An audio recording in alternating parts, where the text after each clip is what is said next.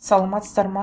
Бүгінгі каналда қарастыратын контекст тапсырмамыздың аты еркін түсу деп аталады. Еркін түсу дегеніміз бұл ауаның кедергісі болмаған кезде денелердің тек жердің тарту әсерінен түсуін айтамыз. Ауасы жоқ кеңістікте барлық денелер мен бөлшектер жаңбыр тамшысы, шаң тозаң, тастар, жапырақтар жердің бетіне бірдей үдеумен құлайды.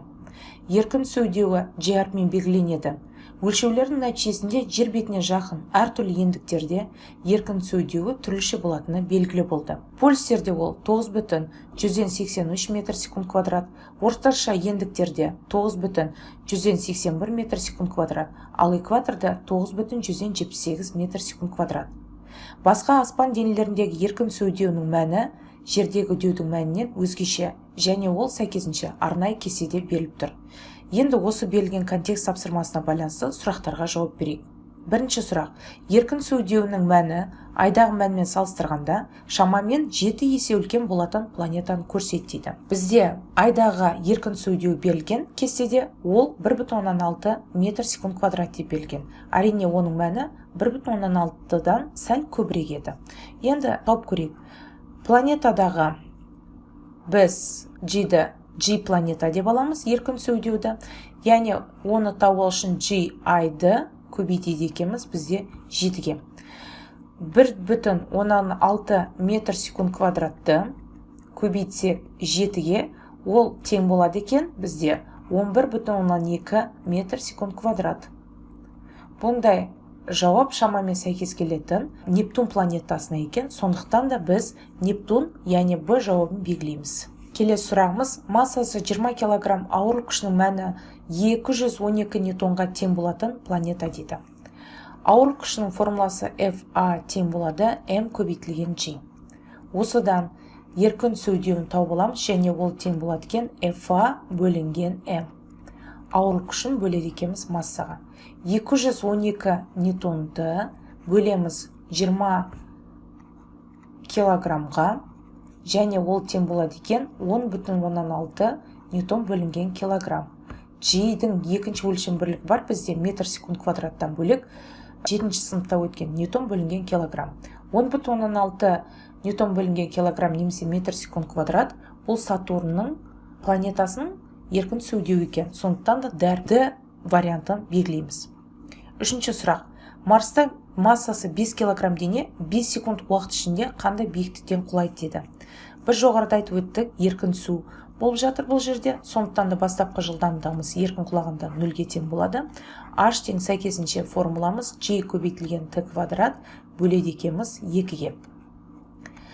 G бізде Марс үшін 3,7 деп берілген, 3,7 метр секунд квадратты көбейтеміз T квадрат 25 секунд квадрат, ол яғни 5-дің квадратын бөледі екенбіз 2-ге. Секунд квадрат пен секунд квадрат қысқарып кетеді. Сонда бізде шығатын мәніміз 46,125 метр екен. Бұл жауап бізде D жауабына сәйкес келеді. Келесі сұрағымыз: жерде 10 секунд ішінде белгілі бір биіктен құлаған дененің уранда құлау уақыты дейді. Демек, екі жағдайда бізде биіктіктері тең болып тұр. Жердегі биіктікті біз H1 деп алайық, урандағы биіктікті H2 деп алайық.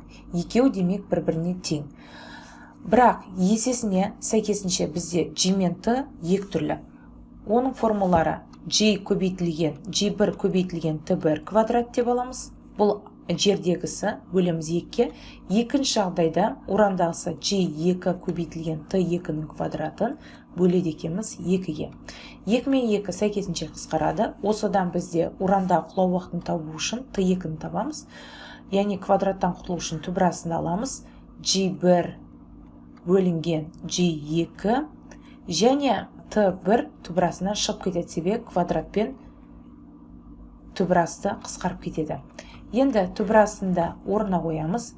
Бізде 9,8 метр секунд квадрат жердегі еркін түсу үдеуіміз.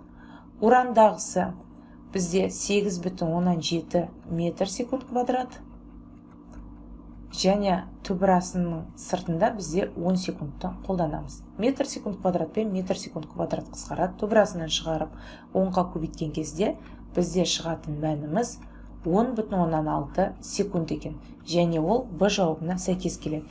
Демек те жерде 10 секундта құлайтын болсақ, қандай да бір биіктен, сол биіктіктен уранда 10,6 секундта құлайды екен. Міне осымен еркін су деп аталатын контекст тапсырмамызды талқылау аяқталды. Егер де видео сіздерге ұнаған болса, достарыңызбен бөлісіп, каналға тіркелуді ұмытпаңыздар. Сонымен қатар, әр видеоның соңында мен Instagram парақшам және Telegram каналым мен чатым көрсетілген. Қандай да бір сұрақтарыңыз немесе қандай да бір есептеріңізді, көрсеткілеріңізді келетін болса, соған тіркеле отырып, маған өз сұрақтарыңызды қойсаңыздар болады. Қош, сау болыңыздар.